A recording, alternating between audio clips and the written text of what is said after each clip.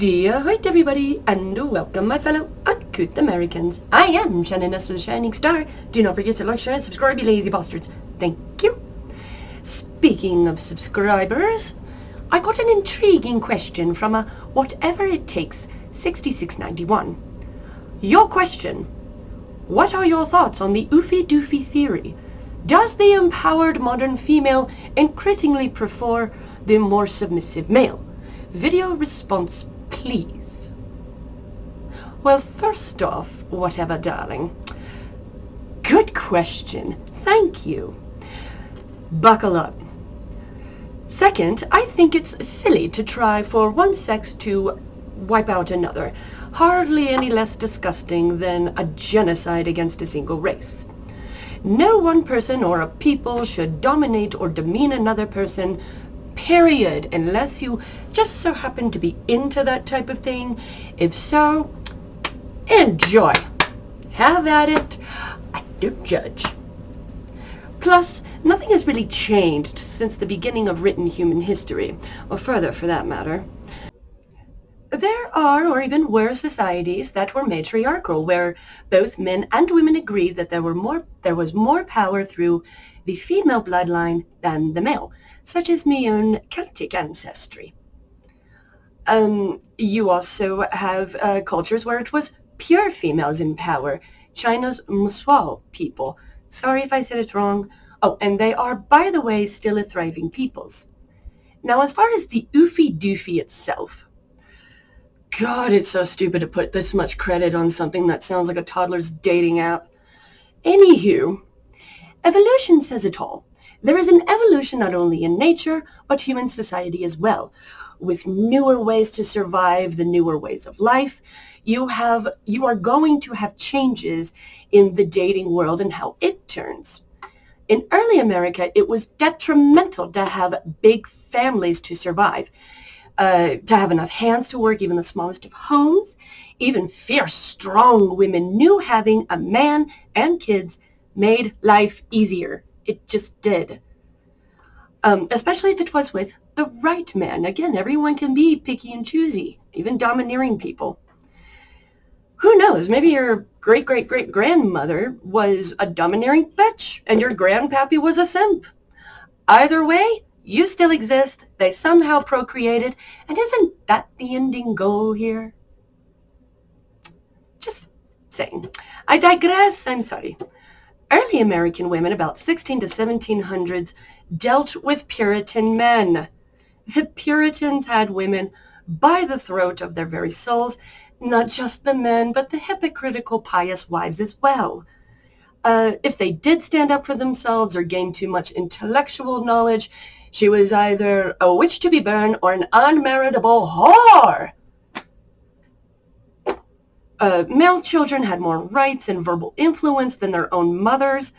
If a man beat his family, he was reprimanded, but that was a rare case because it was so easy for him to turn and say, "Crazy, lazy woman, she's defying God. I'm punishing her to submission for God."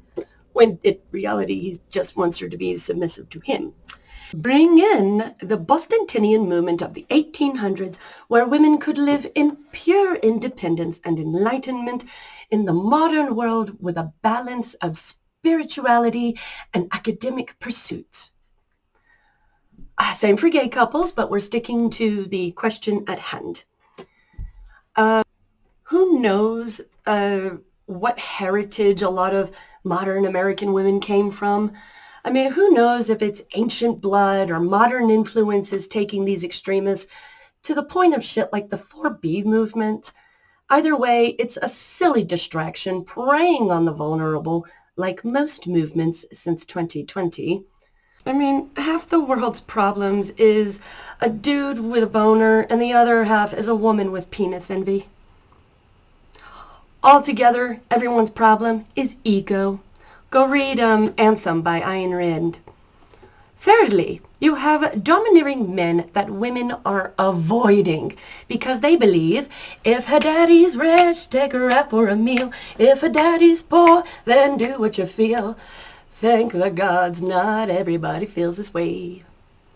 Both sides, you're simply looking in the wrong places or looking for the wrong qualities.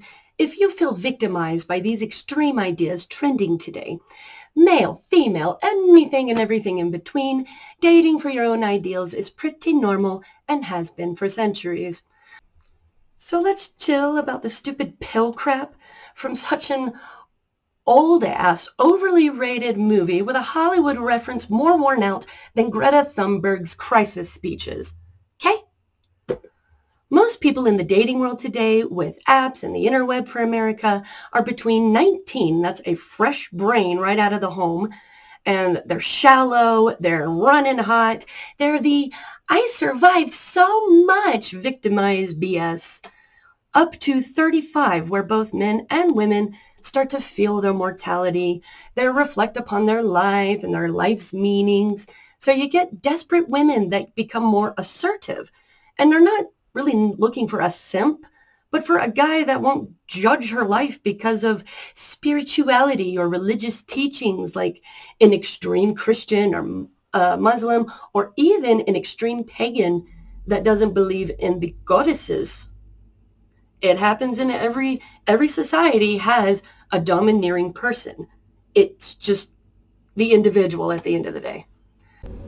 So with this demography of people dating and being ever so present online, showing their lives off like a bunch of brainless peacocks, we're seeing only one-sided cases of extreme dating beliefs, which is just a percentage of the real world dating scene. I promise.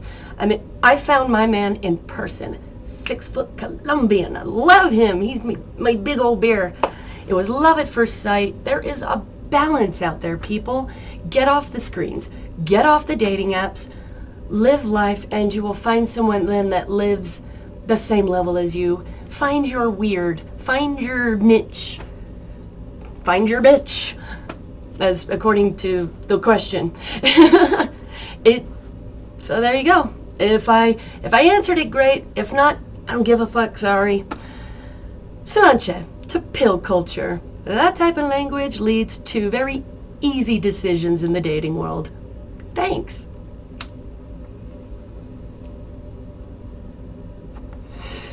Slan.